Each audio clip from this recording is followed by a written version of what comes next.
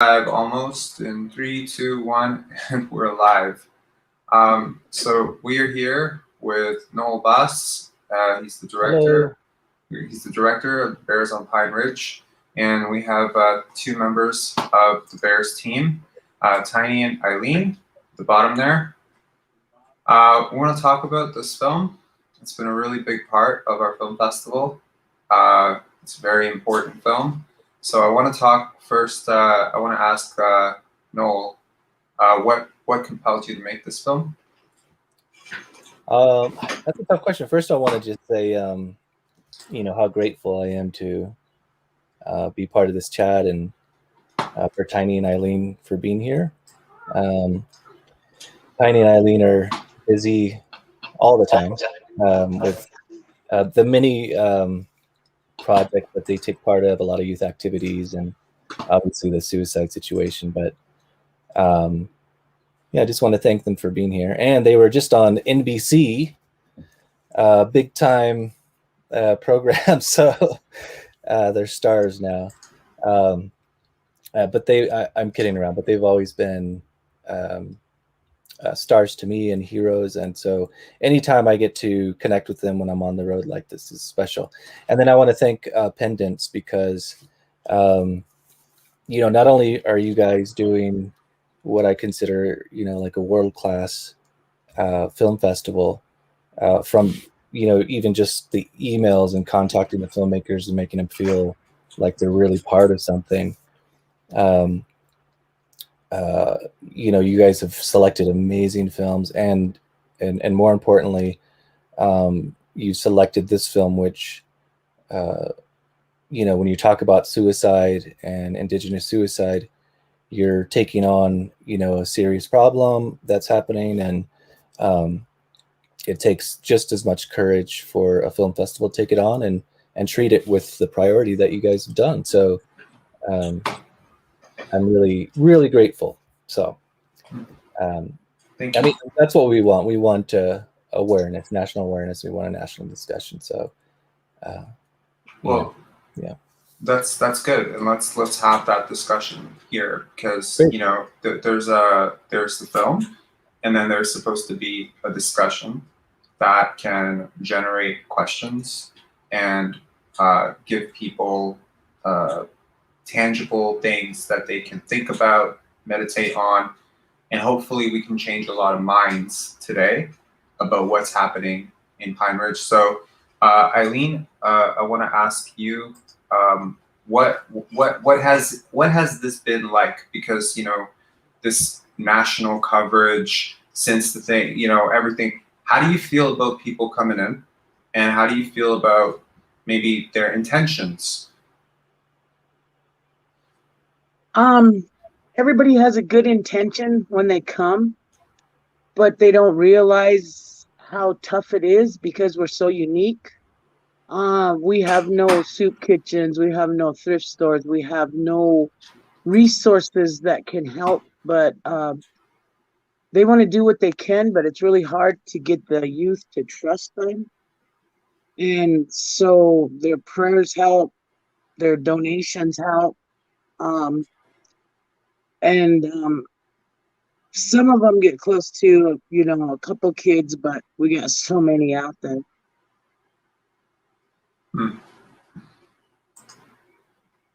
Tiny, you want to add anything to that? A little. Eileen talked about the trust issues. We've been able to build awesome relationships with a couple of churches that's been coming to Pine Ridge, and they understand our situation, and they don't come in to work with the kids thinking they're going to save their lives and convert them into Christianity. They work and they're really sincere. They're able to come in and provide us with resources so we can have a week's worth of activities for our young people, and they work closely with us. So like, Eileen said, it's hard to trust, and it's hard for them to come in and even make a dent if they come for a week at a time, because suicide is 24/7 every day of the week. So they come in and they get a lot of valuable information. And we're hoping that, we are sharing our culture with them, and they in turn is going to take that back with them. I wanna follow up on something because I think sometimes it's very difficult for groups, whether they be marginalized groups, isolated groups, to share this, to give their story to somebody who might manipulate it and stretch it and make it sound worse than it is, and represent people in a way that, oh, well, look at this poor reservation and everything that's happening. But I think what's happening on your reservation actually is, as sad as the suicide situation is, and we've heard that there's something actually very beautiful happening on your reservation in response to this. So I want to ask you about the Bears program and what you're doing and your ethos and your heart, and where is this coming from, and how have you seen change? Eileen, Tiny, either or. Yeah, it is beautiful because our youth have not been taught a lot of our traditional ceremonial spiritual ways. And so we get to introduce many of them to those, and to see their eyes light up and understand many of the things that they are going through, that other people have gone through them too. And they are so strong and resilient once they understand a little bit more of our cultures and our spirituality. And I'm proud of a lot of our youth for wanting to learn more. We teach them a different way to pray. We teach them different coping mechanisms. We don't judge them because, their parents might be this or might be that, but we don't judge them. We take them as an individual, but we realize that the family unit is a big problem for many of them. But our ways of being with them is compassion, which during this COVID, everybody's compassion kind of dwindled. Everybody's kind of cranky and disgruntled because of the fact they have to stay isolated. But our youth are having a tougher time with that. So we try to still have a heart for them, to teach them how to be good to each other. I'm going to add that the COVID-19 has really set everybody back. The Bear program, we are getting calls every week wanting us to pack up and come to their reservation, whether it be in Montana, whether it be in Wyoming. They want the Bears there. Because when the Bears come into the program, they're so much under the umbrella of the Bear program. It's not just our suicide and our intervention and our postvention. That's a big part of it. But it's also getting these kids on the road to be more healthy. Like Eileen said, a lot of our families are finally choosing traditional healing over Western medicine. We use both, but to take them into the sweat lodge and to work with them and use our traditional leaders on the reservation to talk with our young people and start that opening up the line of communication and opening up their hearts to learn more about the culture. So under the Bear program, we just have so much to offer, and to get those kids into the program and keep them busy, keep them working, feeling good about themselves. It's been tough through COVID, but we're managing, but not at on the level like we're normally doing. I think for children, sometimes the hardest thing is understanding, how do I fit into this world? Do I matter? Who's watching me? Hope. What's my life gonna be like when I imagine what's my life 5 years, 10 years? And I've always believed at least with my experiences with suicide and thinking about suicide and meeting people. And I've had friends who've committed suicide. A lot of people here, they don't understand that. How important is hope? And how important is that hope that you're bringing into these kids' lives, that somebody actually is doing something about this?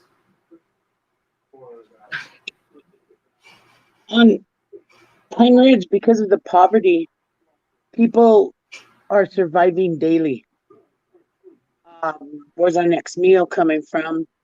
Are we going to be warm during this next storm?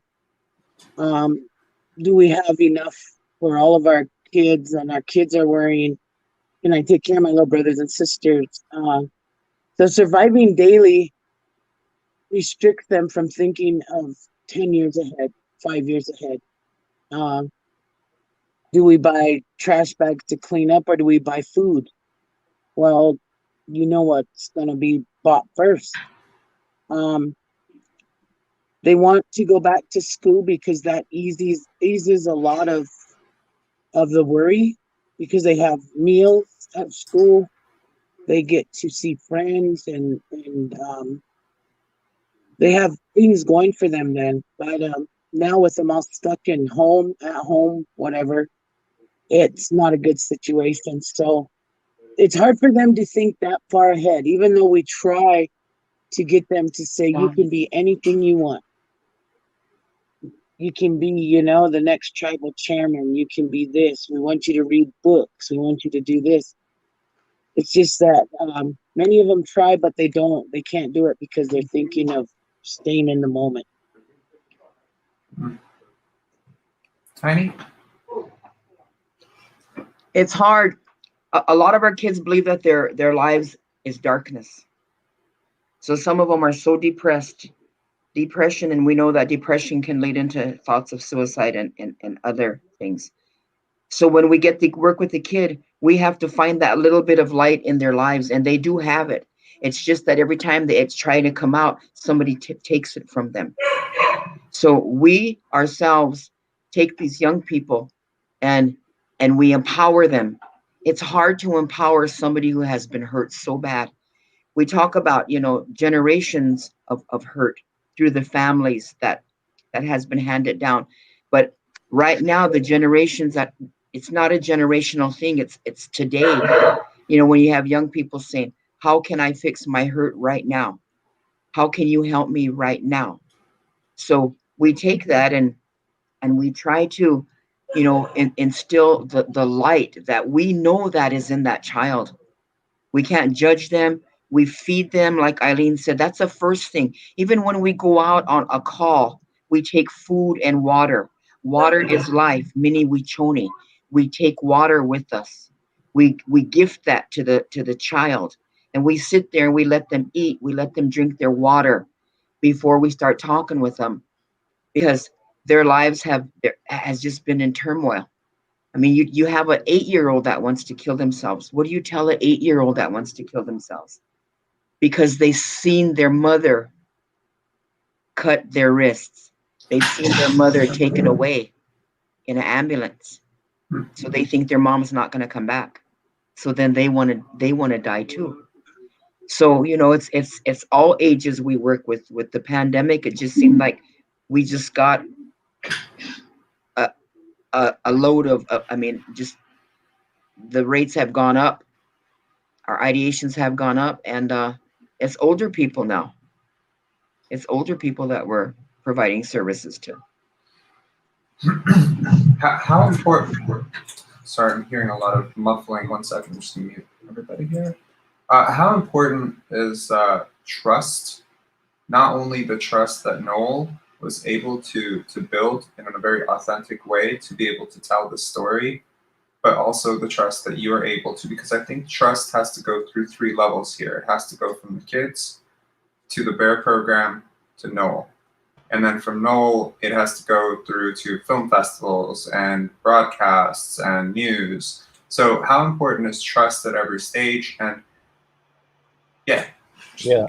I could probably speak to that pretty easily. I think they just saw in me like a a goofball or something, like a, you know, like a dork or something. And so they, I'm making light of it, but I think, yeah, I think, and I don't want to speak for you guys, but, you know, I didn't take in a huge crew.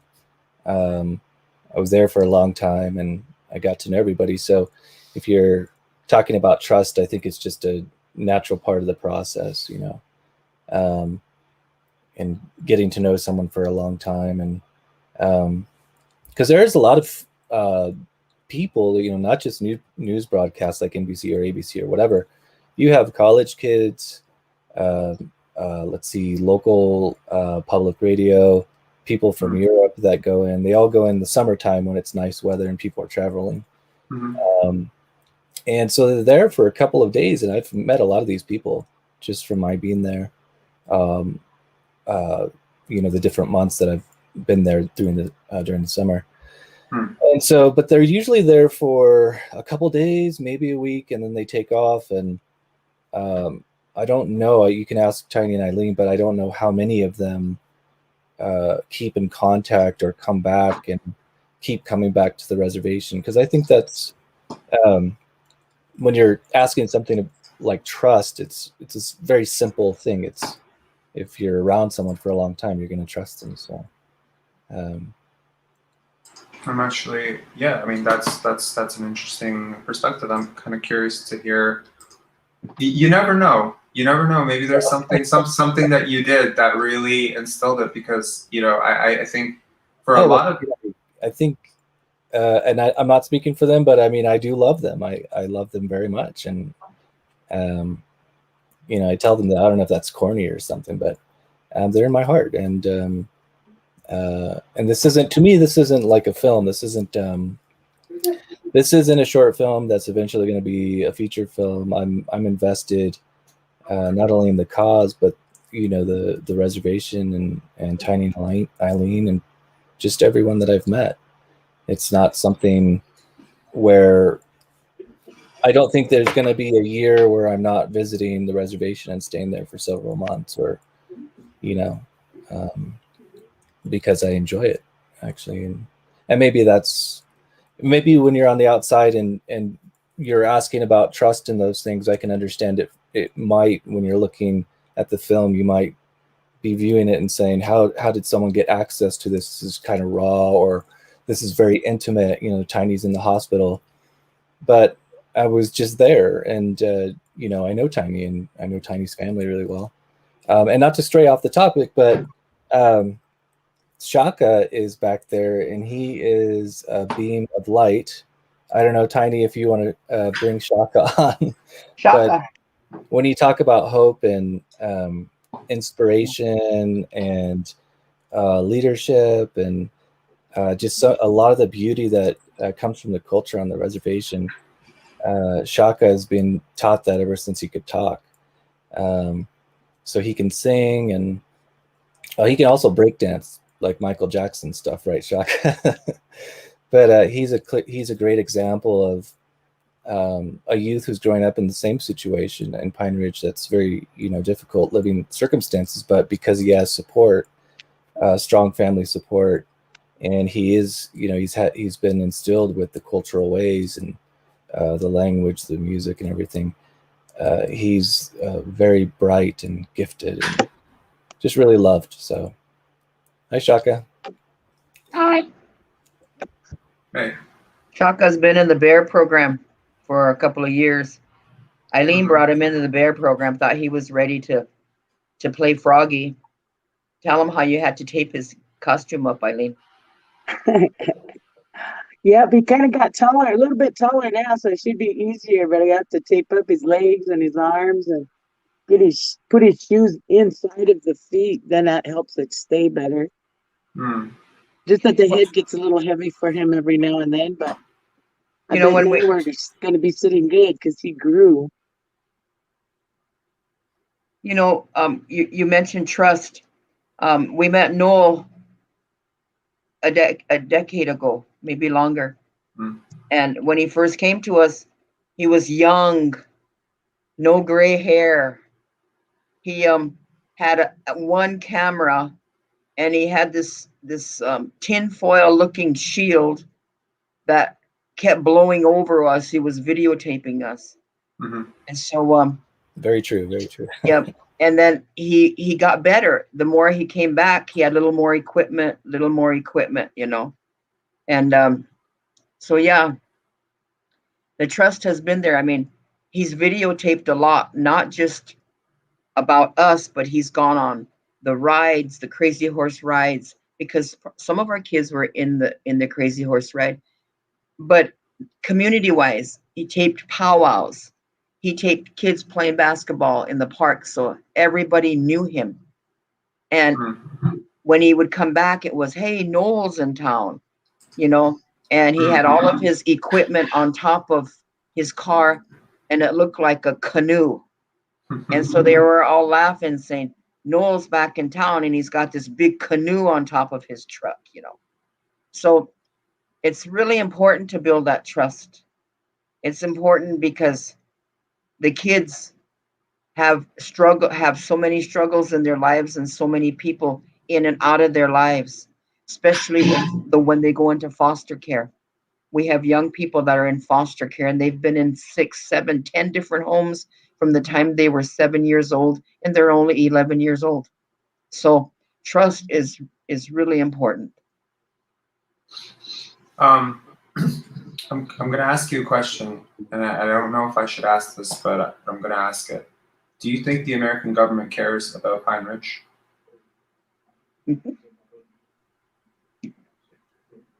I don't think they do.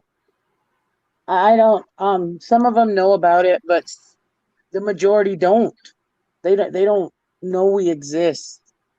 They probably think we're like all the little California Indian tribes that have a big casino that makes mega bucks, you know. But we don't. I don't think they really understand what we are here. Are you speaking about the suicide? Or in general? In general. Oh, I mean, we get our shares of government grants, money's coming in, but I don't think they understand geologically the area.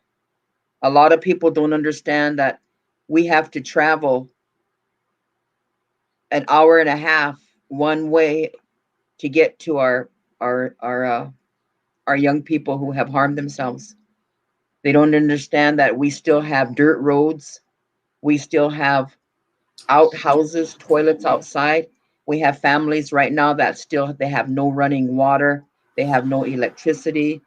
They're trying to prepare for a harsh, we came off of a winter that wasn't too bad, but a lot of windows were broken, and they're fixing their homes now to get ready for winter that's going to be coming up. It's going to be here before long. So a lot of our people out there in the outside world, they look at us as a third world country, because it is. It is. I mean, we just don't have all the necessities. We have very few stores. We don't have enough jobs. I mean, people are really hurting. But do they care? I don't think they care. I really don't. I mentioned this in an interview that Noel and I had just a few days ago, that I can't relate to living where you live, because I've never lived there. I've never lived on a reservation, but I do remember living in government housing, and I remember the cops were always there, and I remember everything was always broken, and there was always a feeling like you might get shot or shanked, or something bad might happen to you, and people were always doing drugs, and it felt like you lived there. So if it's like when you go to other places and everything's painted up and everything's fixed, but then you come to your place and everything's broken, everything's ripped, the carpets are old, it's hard not to start to feel like you are broken, ripped. It wasn't until we actually moved out of that building We saved so much. We saved so hard. We worked so hard. I had a job since I was 12 to get out of there. And when we left, I felt so light. Like, but I still felt weird for like 4 or 5 years. But how much do you think that plays a part into it? Because governments choose where they put the money to build the roads. Governments choose who they want to, invest in, what communities they want to invest in. And I've always felt, living in the States, that there was always an agenda to make sure that reservations, small pockets of minority communities were always dilapidated and underserved and underfunded, to make sure that the kids never felt like they ever had a chance. Do you feel that way?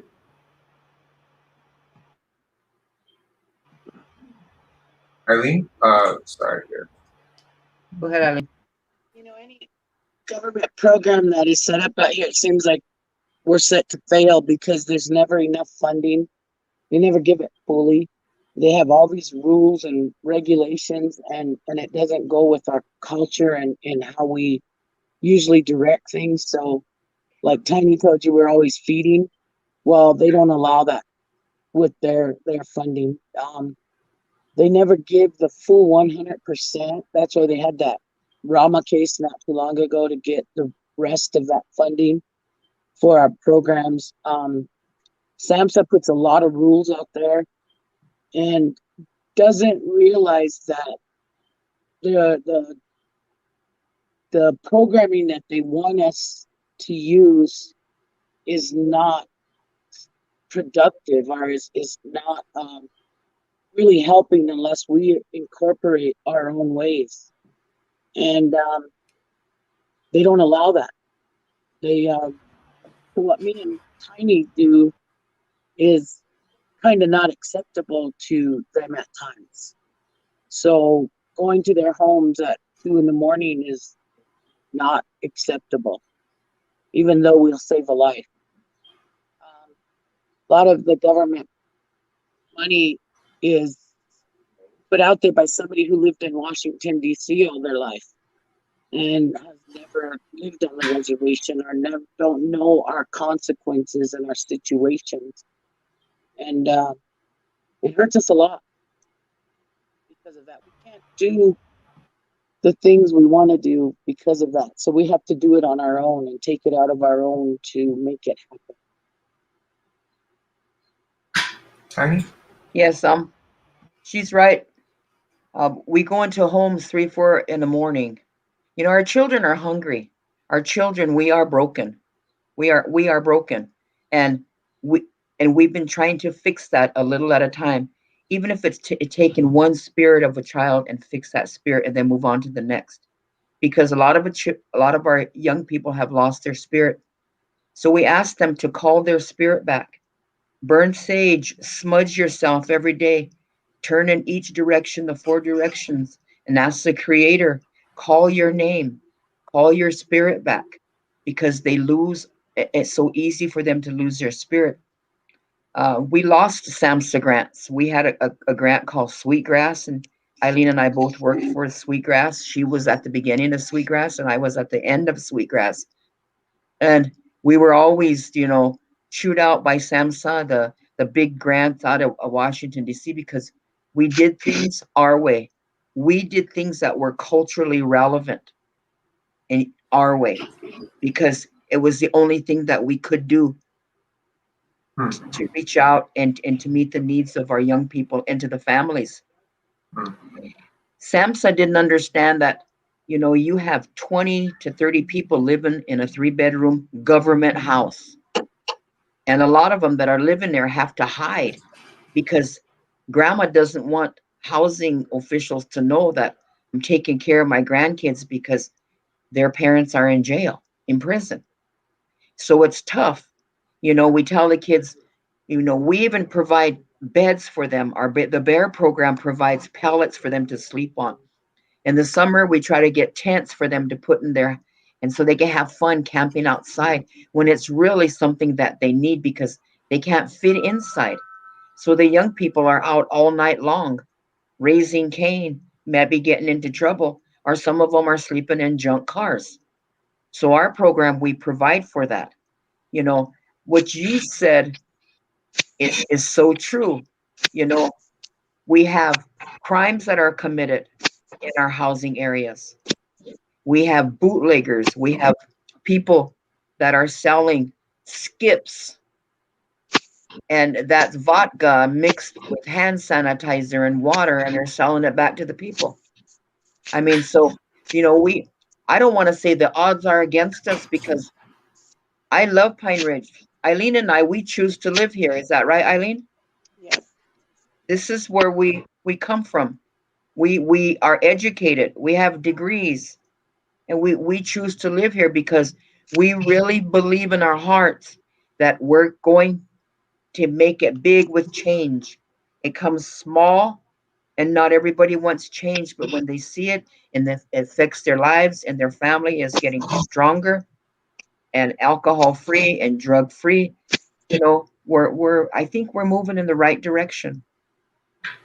I think you are too, and I think it's so important the part you said about making sure that you do it your way, right?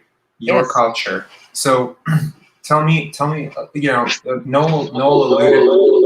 Oops, sorry, there's a little bit of an echo there, Eileen. Noel alluded to the fact that you don't have a word for children in your language. That the word is sacred. Is that correct? Yeah. So It's Wakainja, right? Yeah, Wakaija.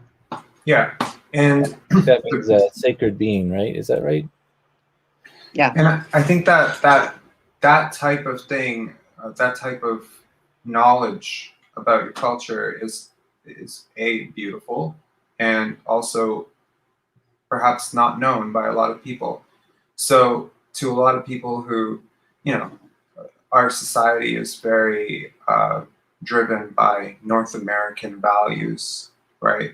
North American culture. But within North America, there's thousands and thousands of different types of culture. And I think some of them get buried and then everything gets compared. So, you know, oh, well, if you have a culture where it's very spiritual and you're saying something like, you know, they've lost their spirit, someone might say, well, compared to North American culture, that seems dated. That seems old school. Lineage. You know who your father was, your father's father. You have passed stories down from generation to generation orally. That's beautiful to me. Someone would say, why don't they just put it in a book? Why don't they just put it on the internet? So I have, you know, just it's not about me, but I wanted to say that I've always found the culture so good for the earth. Your culture specifically, so good for the earth. And the more we deviate from traditions that are originating in your culture, the worse the planet becomes, I think. So I want to ask, what are a few things about the beauty of your culture that you would like to share? Because I promised myself that I was never going to let this panel become this thing about like super sad things, and that it was going to be something that was going to show how beautiful what you're doing there is and the culture. Eileen, Tiny, either or. Okay. Um, you can ask Noel when he first came here. I could recite back my mother's side, my father's side, and he couldn't. So it taught him to go back and ask. So the next time he came back, he told us his ancestors and everything that he found out. And so with our youth, that's what we do too, you know, because when you introduce yourself in Lakota country, you tell who your grandparents are and your parents, your grandparents, and you go back so people know.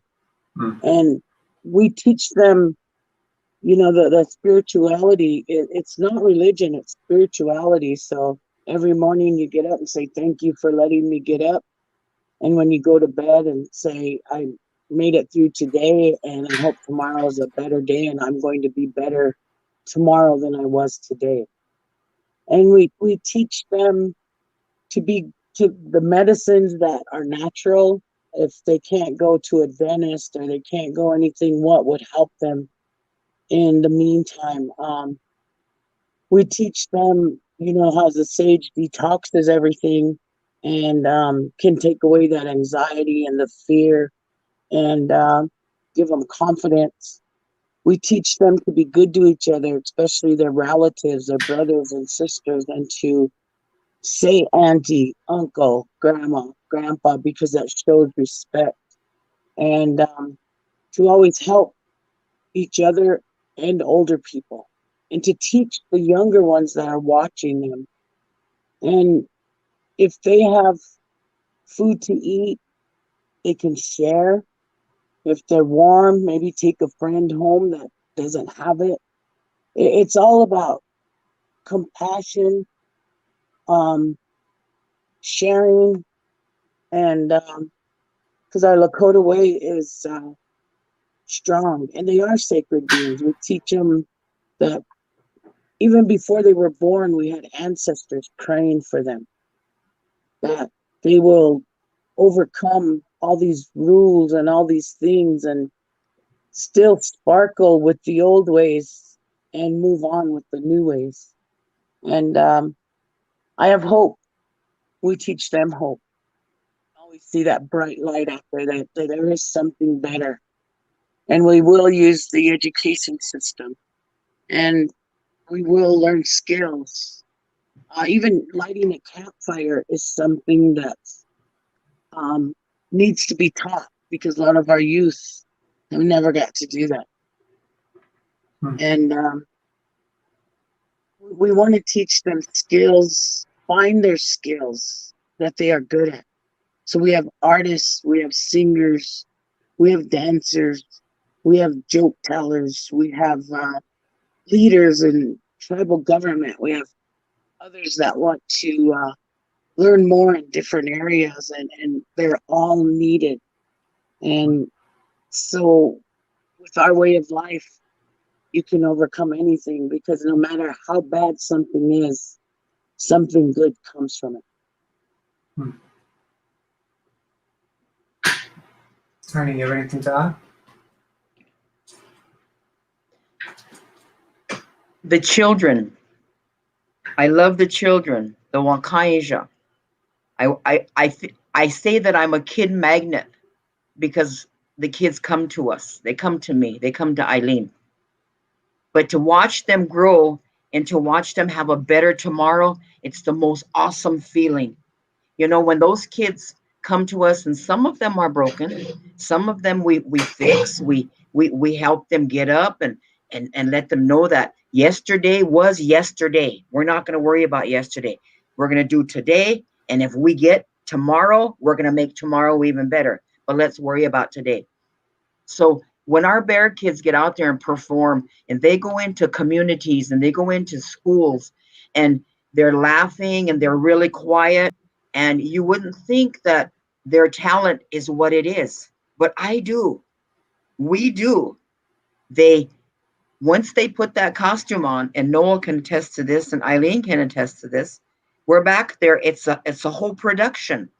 We're back there. We have our sound techs, and they're setting up our system, and we have kids needing help getting their costumes on, and it's just, we go around and we pump them up and we make them laugh, and you got to do a performance today, or you're not going to eat, or we're going to leave you here on the road, and just make jokes with these kids, and to hear them laugh when they came to us crying at one point in their lives. They came to us not knowing if they was going to have a better tomorrow. So once they put that costume on and the bear program and the music starts and they get out there, the crowd goes wild, and the kids love it when the kids just leave the bleachers and come and hug the bears and grab their legs, and they don't want to let go, and they all want to be a bear. And then we change from the bear costumes into the serious side, where the kids, the high school kids, the young kids that are in the program, they talk about their lives. They talk about their lives, and it shows the children, it shows the students, it shows the community that I had just as much problems as yours. So the older kids come out and say, I'm a cutter. I've tried hanging myself. And then you have your the parents want to be, they're in denial. But we work with that. So that's my hope. I love what the kids can do. They can just turn everything around, even though they're hurting inside. And sometimes the performance for these kids get very emotional because the girl who has a knife and is going to cut her wrist, she is a cutter. And sometimes it triggers. So it's good therapy. So I think, our bear program is the best in reaching out and to giving them a full circle, a hochoka, make that circle full in a good way.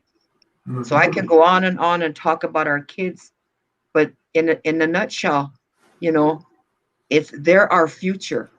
The Wakainja, they're sacred, and we must take care of them, and they're our future.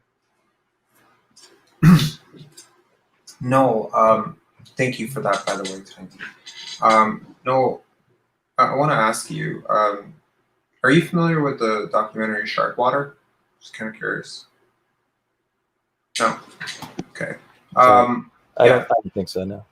So a friend of mine, Rob Stewart, he made a documentary called Shark Water. He passed away, sadly, in 2017, but he told me before he made it that he had to change the way people felt about sharks to save sharks. Mm-hmm. That you could never help someone that you were afraid of. Because sharks were dying by the millions, right? Mm-hmm. But everyone was afraid of them because of Jaws. And so all he had to do was get into the water and show people how beautiful sharks were and that they weren't interested in biting anybody and that could change the message. And it did. Suddenly, there was thousands and thousands of activism and forums and signed. Do you think that certain communities are a little bit like sharks? That people are afraid to go into them and therefore there's a fear about them? Maybe there's a misunderstanding about them? And how consciously, both in your short and also in your eventual feature adaptation, how consciously are you trying to make Pine Ridge a place that people feel is a little bit more accessible to them? Oh, that's a good question. But first of all, I've never felt in danger or anything like that in Pine Ridge. Pine Ridge is like one of the warmest places to maybe for an outsider to go into. And when you talk about Pine Ridge as a community, that is definitely not something that comes up, that people are scared to go there. It's just very isolated. And I'm going to backtrack a little bit here, see if I can explain it better. You asked about the government and whether the government cares. It's very easy. They don't care, but it's the easiest way to explain it is that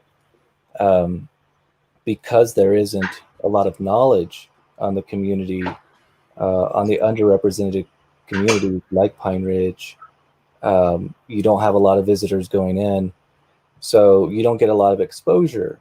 And so if you don't have a lot of exposure, prolonged exposure, like continuous exposure, then you don't have a voice in policy or politics. Because when you look at government, you could say, oh, they don't care. And it's true. If you look at the history of the government and what they've done with Pine Ridge, it's always been bad for the Lakota. And so, but what's happening now is their community is still underrepresented. They don't have awareness, not just for the suicide situation, but for everything. And so if you don't have that awareness, then 80% of Americans can't put pressure on the government to do anything. And when you talk about Tiny and Eileen, they're a case of, they've long given up on the government. Most of the tribe has given up on the national government. And so they put the pressure on themselves to do things. And so do they care? No, but that's because there's not enough national discussion going on. You can see that in the Stop Asian Hate movement right now. As soon as there's something that people can share or learn about quickly and pass it on, then there starts to become changes in policy.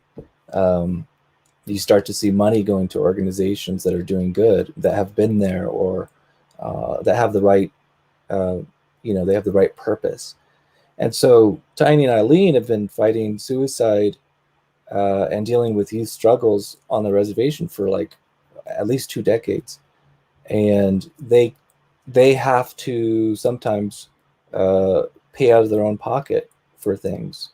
And, they're struggling to find grants. And this is all because there's not enough national awareness. So it's very simple when you look at it like that. It's not that the government doesn't care. It's that they're not forced to care. And then I wanted to talk a little bit about the beauty, and then I'll shut up for a second. The beauty of the culture. One of the hardest things for me filming there is that a lot of their ceremonies they don't want cameras because it's something very spiritual. They're bringing in ancestors, and it's a very personal experience. And so it's not just outside cameras, it's cameras in general. And a lot of these very, very beautiful moments. I'll give you one. Tiny's grandson, Adonis, is this amazing spiritual leader. And he was only 21 at the time that he decided to start his own Sundance, which is something typically, maybe more of an elder or medicine man would take that lead charge. But everybody in their family had so much confidence in Adonis that they stood behind him. And this was his first Sundance, and I was invited to that.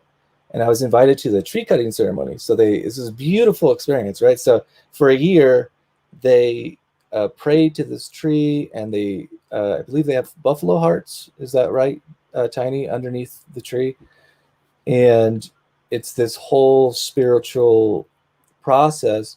And then they cut the tree, and you have about 40 plus people who gather to help to bring the tree down. And then they take the tree on a flatbed truck to this designated area out in the hills.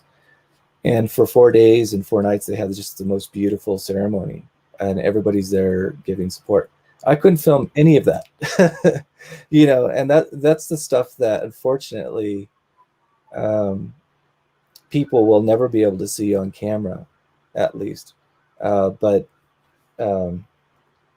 was I just wanted to bring that up. There was a lot of difficulty in trying to portray a lot of the beauty, because a lot of it, the beauty of the culture, a lot of it is, I guess, private, or they don't allow cameras. So I just want to bring that up. I think that's beautiful too. I had this whole vision, Tiny, right? And Eileen's son Robert was singing beautiful, like he's singing, and Robert's got this voice that I recognize immediately. If you play it, I'm like, that's Robert.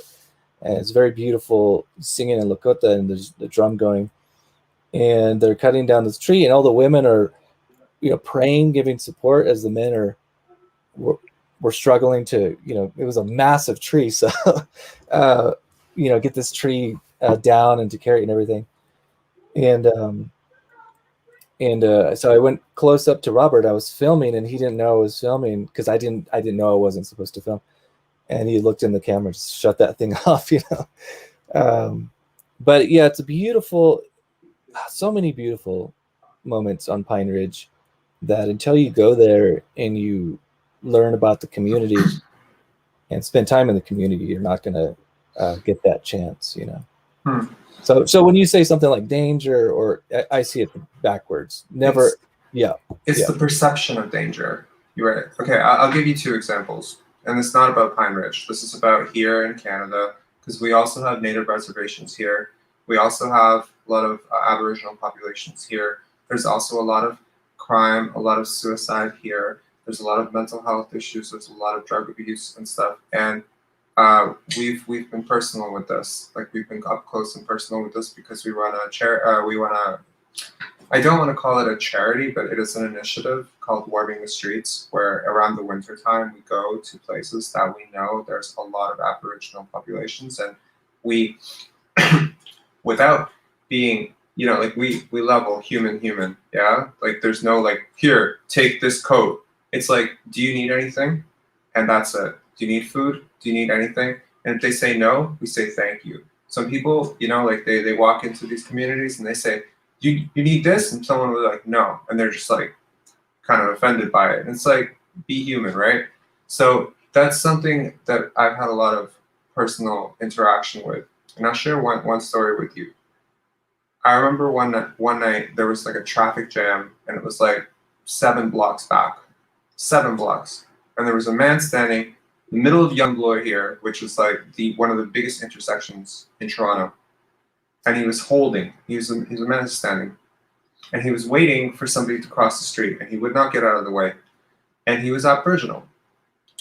And people kept honking and honking, and one guy came out of the car and he wanted to punch him in the face. And he said, "This is my land. You stole it. My friend is going to cross the street. The hell with you," right? We had an actor here who's a friend of mine. He was Aboriginal, committed suicide, age 32. I saw him on the street.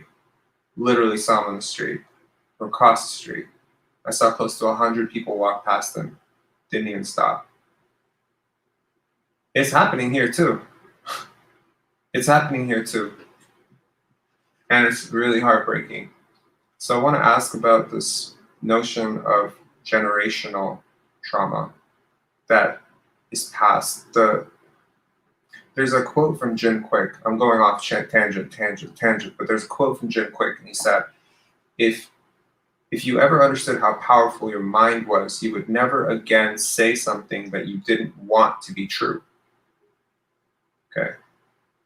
So the question then becomes, if I'm a child and I identify as broken, is it harder for me to fix that? That's a question.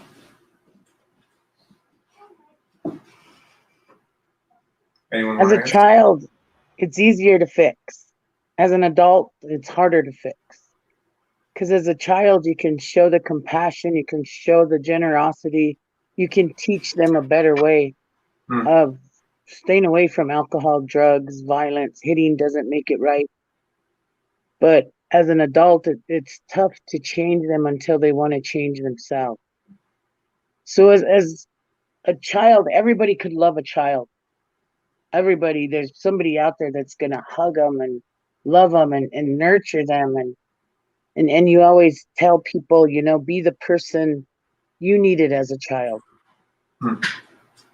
And so I see, that's why we see so much hope, is because our children are so outstanding and they have so much resilience, and they just need somebody to show them how to do so many things.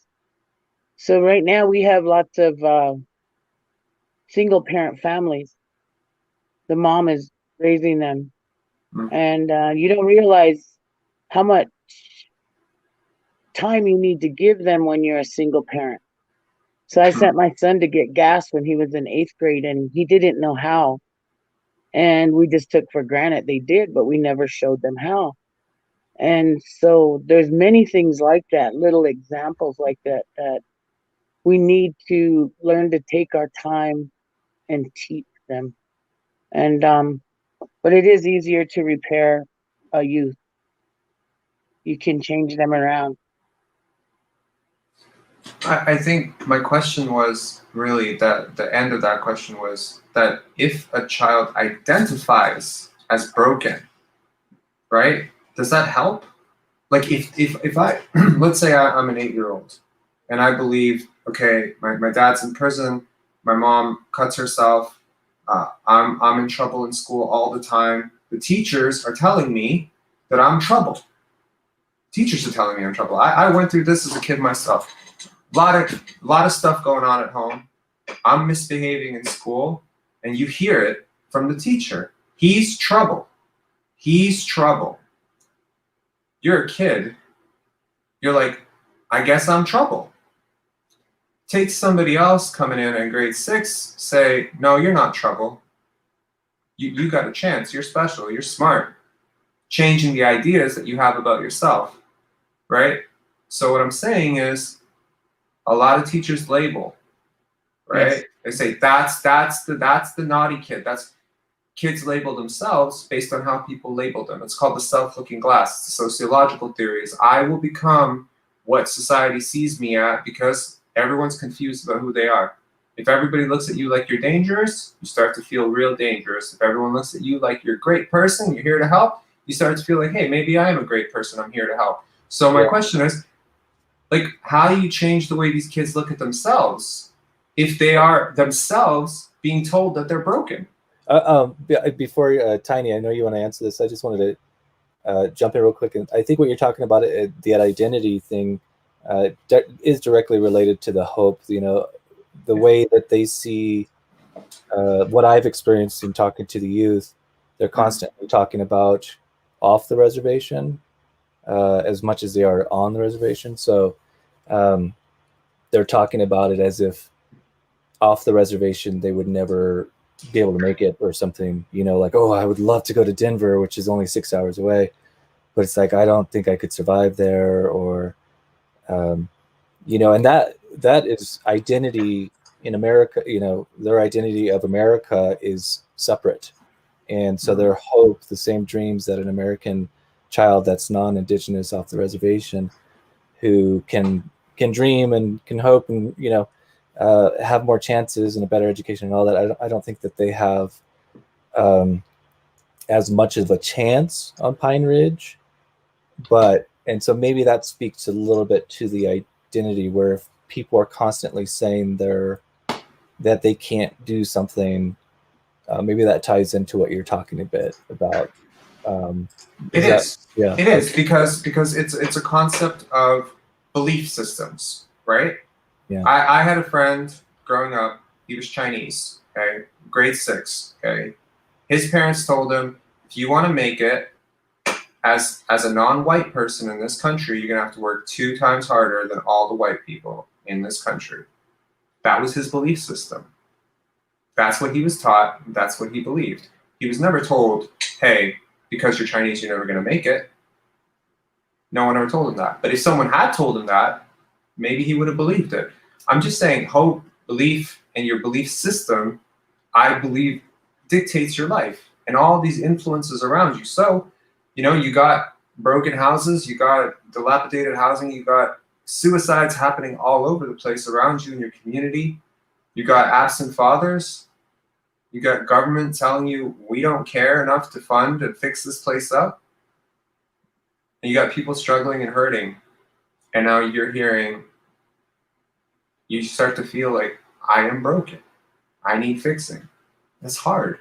I think that's hard. I think that's really hard. And I think maybe, I'm not some psychologist or anything, but the thing that helped me as a kid, because I do have experience with suicide as a youth, personally. I can't believe I'm saying this on like on a recorded broadcast, but I don't care. Yeah, I do. I did. I saw people cutting their wrists, and it felt like that's the way to go. That's what you're supposed to do when you're hurting. That's what you're supposed to do when something doesn't go your way, or things feel bleak and hopeless. And the only thing that ever really saved me was changing my belief systems about who I was. And I think teachers, and you guys actually in the documentary reminded me of my teachers, just the spirit and your energy and what you were trying to do to intervene in these kids' lives and provide a different way of them looking at themselves. Because you don't look at them like they're broken, right? You're helping them. Oh. You look at them like they have hope, that they can make it. Yes. We look at them because it's a challenge. Everything is a challenge in this world today. But our young people, they come to us just like you said, they're broken, but we have to instill that hope. We find that little bit of light and we open it up. Have we gone to schools? Have we fought with teachers? Yes, we have. Have we gone to school boards? Have we fought with the school boards? Yes, we have. Have we gone to the chief of police, the council? Because our kids are worth saving. Mhm. Our kids are worth saving. And it takes everybody in that circle to help that child. And yes, they are broken, and they come to us, and I take my hands a lot, and I look at my hands and I say, this child's heart is in my hands, Mhm. and I am not going to hurt it. I am going to nurture that heart. I am going to be everything that that child needs in his life. Sometimes we fail, but most of the times that we succeed. It's just showing them that they care, and it takes more than the teacher and the counselor. We work with counselors every day complaining, and I'm gonna say it. Some of them complain about the kid. Oh, he's in trouble again, but they don't know that child. We know the child. We have built so much trust in our people, is that we can knock on somebody's door at 3, 4 in the morning looking for a kid. They will answer the door. They will let us in because they know what we're doing. We're trying to save the lives of the kids. And it's tough because, we talk about our kids are so resilient, they bounce right back. Well, some of them don't. They pretend like they do. They pretend like they do. I had a young man that looked at me and said, why do I have to worry about my trauma, generational trauma that was handed down to me? I have my own going on right now. I don't have a place to live. These are the only clothes I have on my back. I have no food. Nobody believes in me. I'm a loser. I'm a troublemaker. I can't worry about historical trauma that my great grandma handed down to my grandma handed it down to my mom, and my mom's going to sit there and tell me all about it. I don't understand that because I'm going through so much pain right now. I have so much pain right now. So let's work with that. So we do. But there is a part of that historical trauma that they need to understand why great grandma does things the way she does. Because she was taken from the home. She was forced into a system that is not hers. Her language was taken from her. Their hair was cut. The men's hair was cut. So, we have to connect. We use what we have today, our tools today, but we also have to address their yesterday through the history of trauma. But because you ask how we take that label off, I always tell the kids they're our best teacher. Some of the best lessons that I have learned have been from the youth. And I tell them they're my teacher. They're teaching me how to help others. And I appreciate it very much because of the things they have gone through, I haven't experienced. And they have taught me more than any textbook could or anything could have. I wanted to say to Rob, I just want to say, look, thank you for sharing your personal story there, and you said I'm not even sure why I'm sharing this. I'm on live here, and I think that's because you're in a group that is mature enough to handle that conversation. But let me just finish real quick. Tiny and Eileen do this all day, every day. They listen to youth tell their story, and what happens is a lot of youth, and I'm not going to speak for you, obviously, but a lot of youth maybe they don't feel they have a place to talk. It's very tough to talk about that stuff, right? So what Tiny and Eileen have done with the Bear program is, and this is what I've noticed, is they've created a forum. They've created a place where these kids can talk. They're getting out in front of crowds and they're releasing something that they've held in. And I think, Tiny, maybe you could answer this, but when Tiny was finding out when she would lose someone to suicide, a lot of the times it was someone who kind of slipped through the cracks or didn't speak up. Like she knows a lot of people's problems. Eileen and Tiny know a lot of the youth and the families, and they know what's going on in each one of the family members at that time. Did someone lose their job? Is someone down? Is someone suicidal? And then it's the ones that they don't know, like that are quiet and you think everything's fine, that end up doing it and surprising people. And so what Tiny has done with these bear kids is given them a platform to speak. And so I think that's one of the most important things is a discussion. Suicide, I'm talking even off the reservation, it's really not there's not a known discussion. People don't really know how to talk about it. And what they're doing on the reservation is saying, we need to talk about it. Correct me if I'm wrong on that, though, Tiny. I don't know. No, you're right. Yeah. You're right. And that forum to speak is really important. Briefly, I'll give an example. We had a young man who was bullied at every school he went, and he was a little chubby, and every school he went to, he thought it would be better. It would be better. This school is going to be better than the last, but it wasn't. The bullying continued. It got to the point where he wanted to die. He was going to hang himself. He had a rope, and he was going to do this. So he came into the bear program. His grandpa got him into the bear program, and he just come and hang out after school, and he helped other kids with reading and homework, and he just became the life of our afternoons.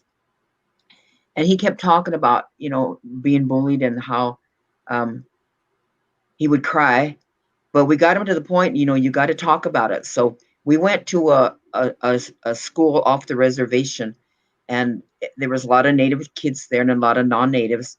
And I asked him if he was ready to speak.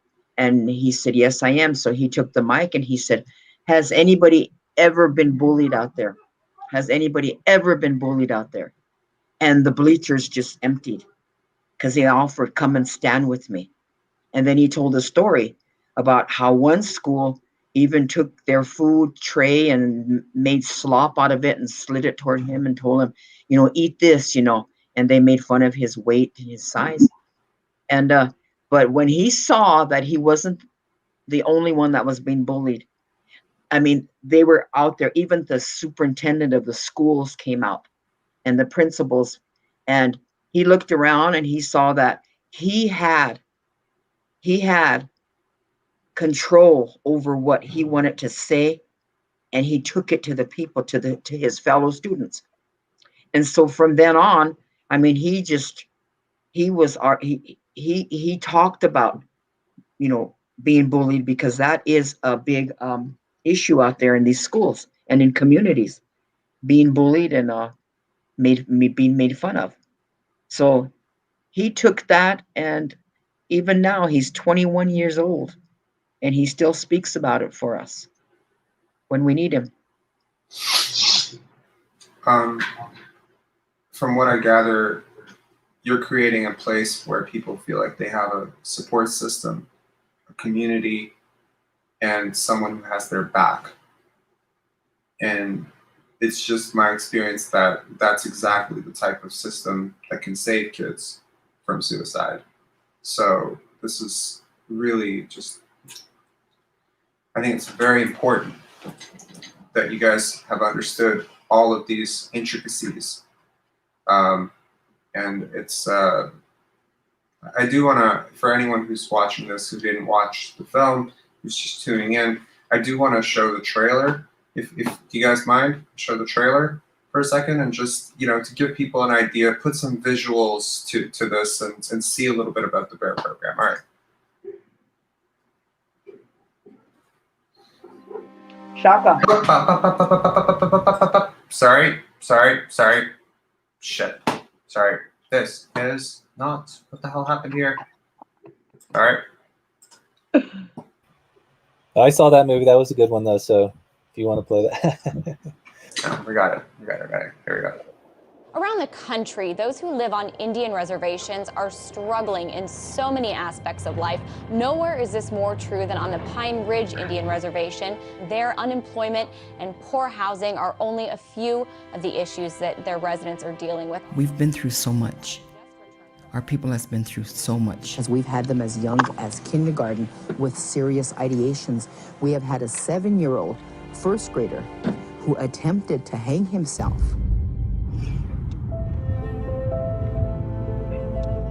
Suicide took a lot of our young people, so people are afraid. So our response team is small. Not everybody wants to go into a house and find somebody that you couldn't get to. Listen up now. When we walk, we pray. You're praying for him to have that journey, that he gets to the place where he needs to be. I've been in the lives of these kids. I knew what they wanted in life. I knew the dynamics of their families. We have to bring attention to the cause that suicide is not the answer. Life, honoring life. We cover a big area here. You can't drive fast enough. You can work and do everything you can, but the time, the distance, you can't do anything about it.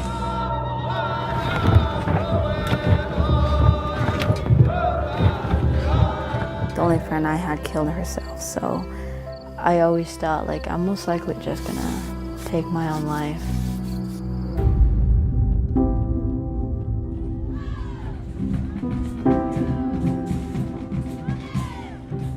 Boys and girls, the Bears!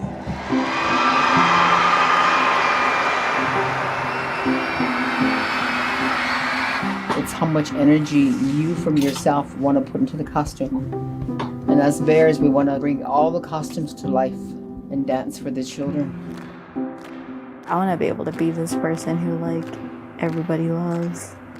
I want to be able to help other people, like, get that feeling of, like, excitement and just feel like it just kind of made me feel amazed by all of it.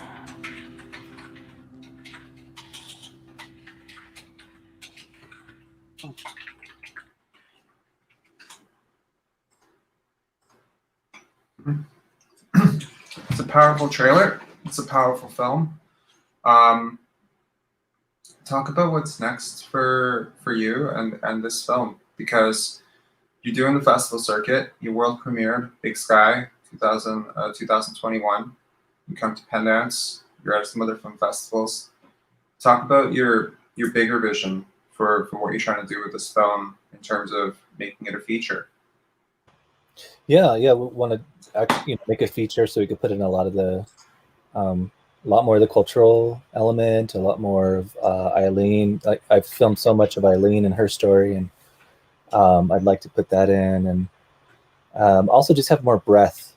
I think when you go to Pine Ridge, there's so much space and beauty, and there's a beauty in the calmness. Not always, obviously, but so it's wanted to be more accurate to the feeling of being on Pine Ridge. But what we're doing right now behind the scenes every day is working to build a discussion.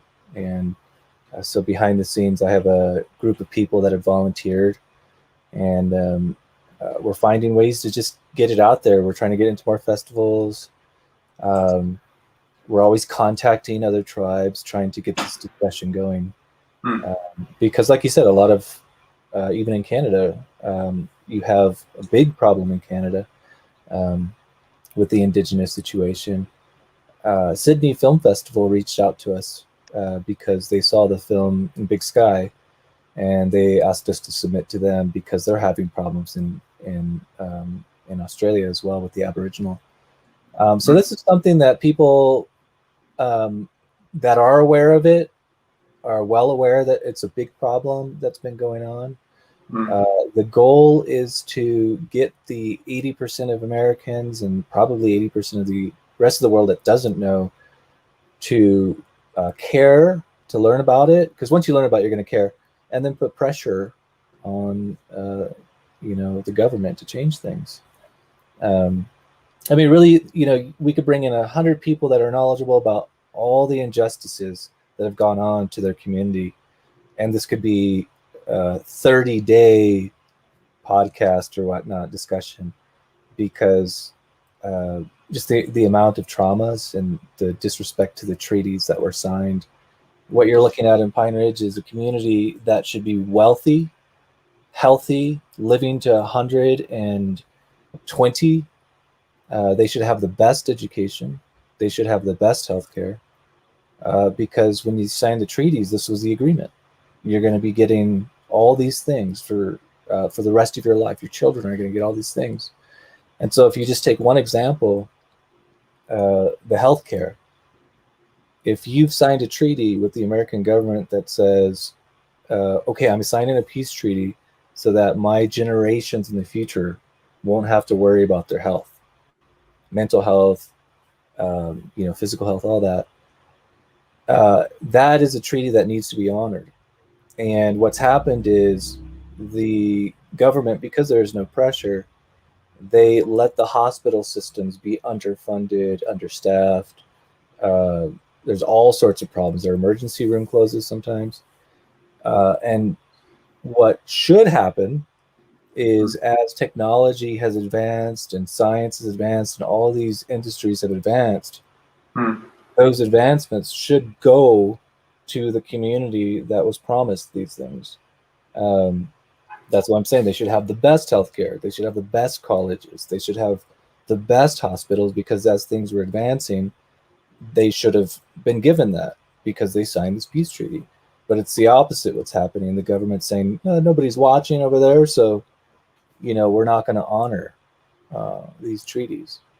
So, and everything comes from that, the fact that they've been slighted. And so what you see here with Tiny and Eileen and a lot of people on the reservation is they're taking matters into their own hands, and they're doing it any way they can. It's a really beautiful story, really, what their story and the bears, and they're up against a lot. We have some questions here, comments on the side here. So, this film made me cry so hard. Have suicides gone up during the pandemic? Eileen, Tiny? Yes, they have. So like we said, you may have 10 to 20 people living in a house. So if one person's positive, how do the rest that test negative stay quarantined?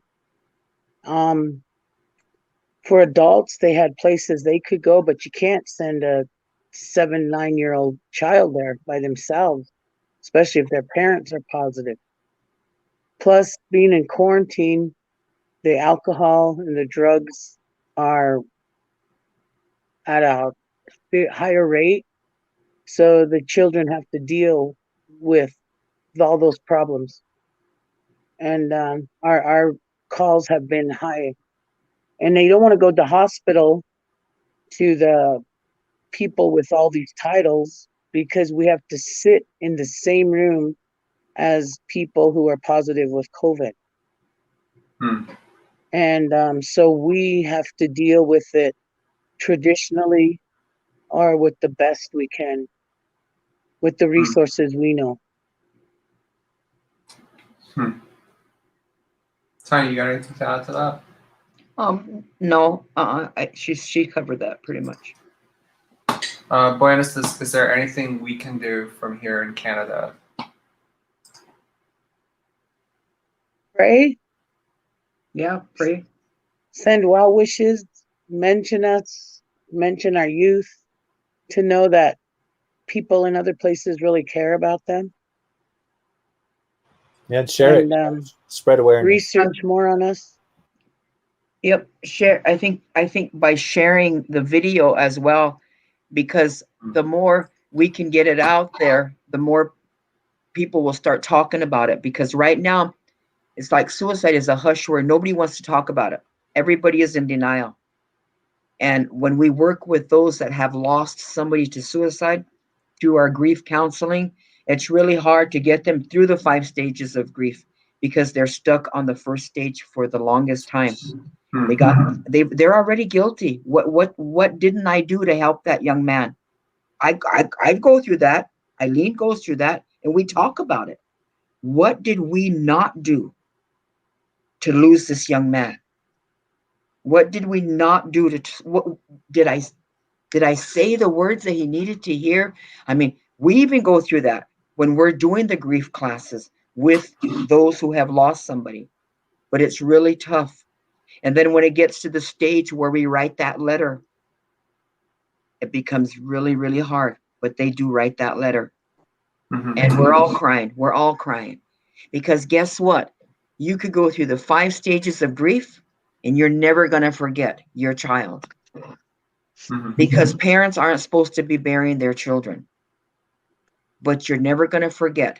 It's always going to be there. So we always tell them, talk about it. Talk about your child. Talk about your son.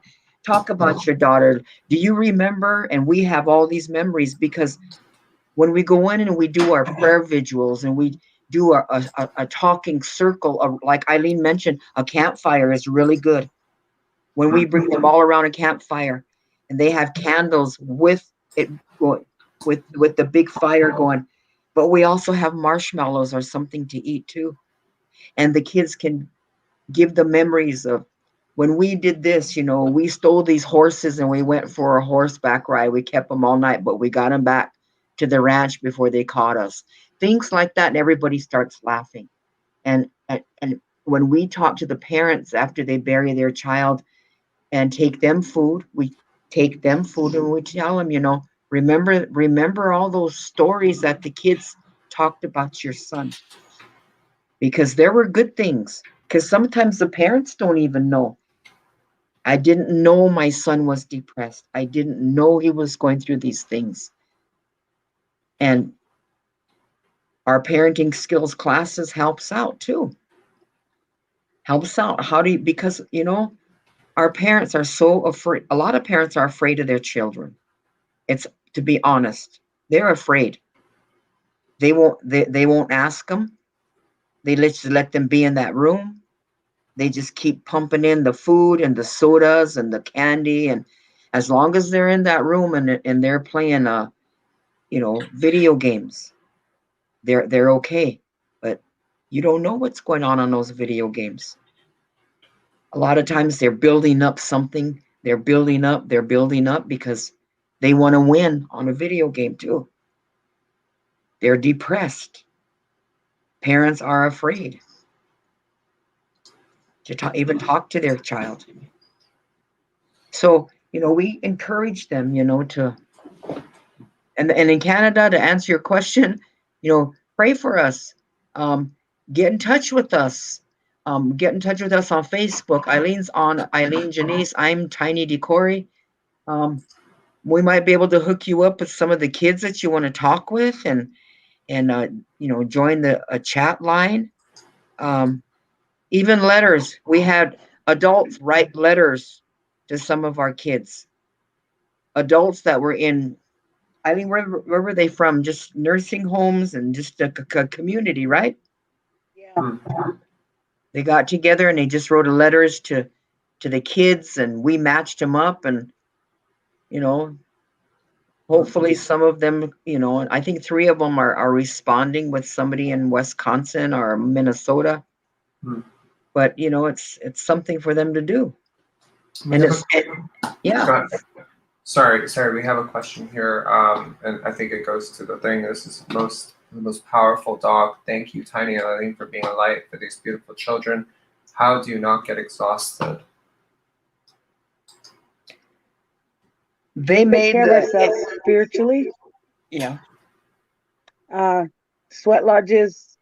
You know, when you go in the sweat lodge, the rocks are your grandfathers, and you ask them to take everything that you have that you can't carry.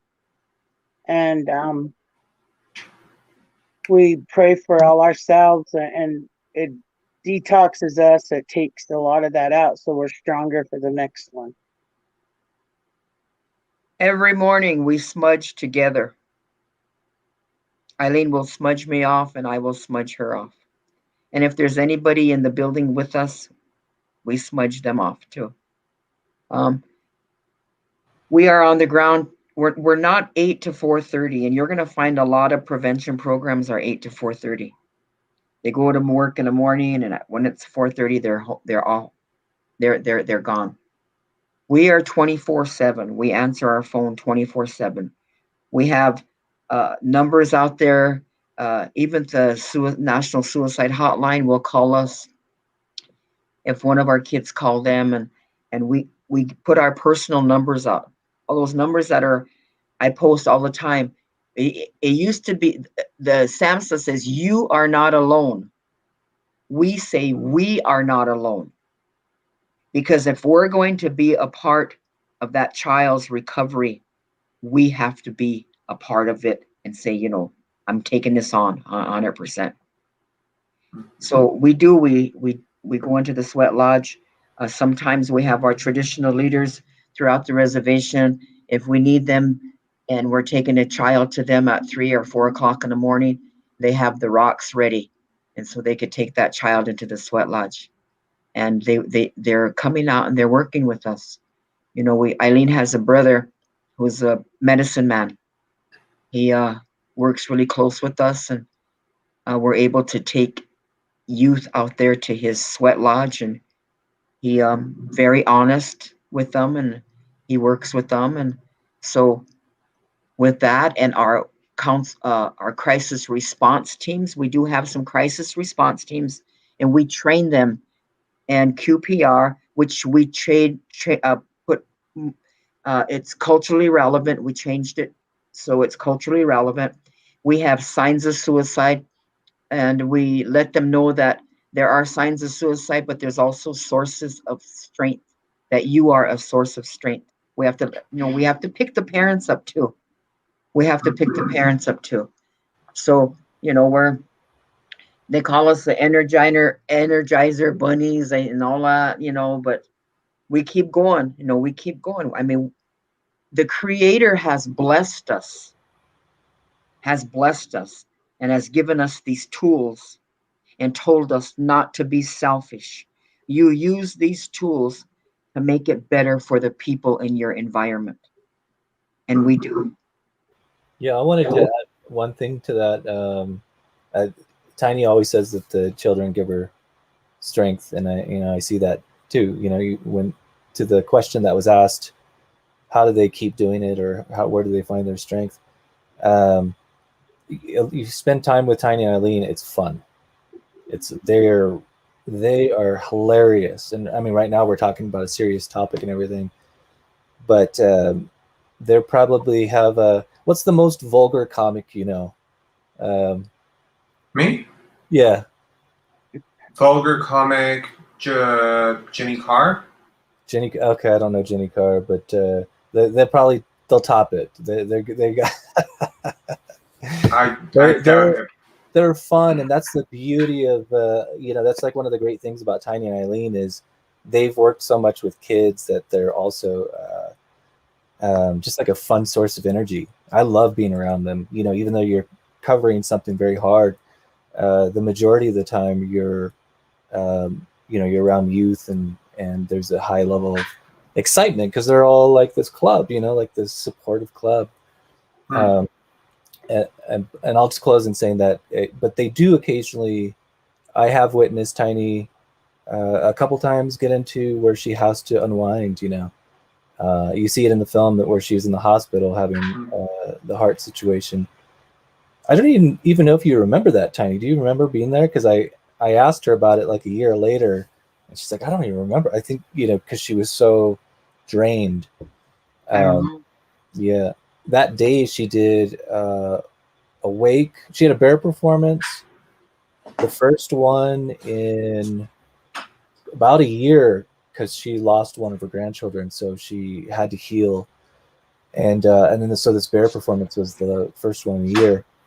And it, she's expelling all this energy, and then she had to then go out and do Awake, and I think a funeral, and there was several suicides that were happening, and it just they are the Energizer bunnies, but they expend so much energy. There's so much demand on them that sometimes it catches up with them. But that's where the strong family support, which they both have, and then the love of the children. That's just from my observation, what I've seen, that they get a lot of energy there. Well, I One other thing is we try to be well all the way around. So we're drug and alcohol free, no gambling. The children know when if they're on pills or whatever. And as long as we show wellness and have good um aura around us for the Mm. children to understand that, it helps us a lot.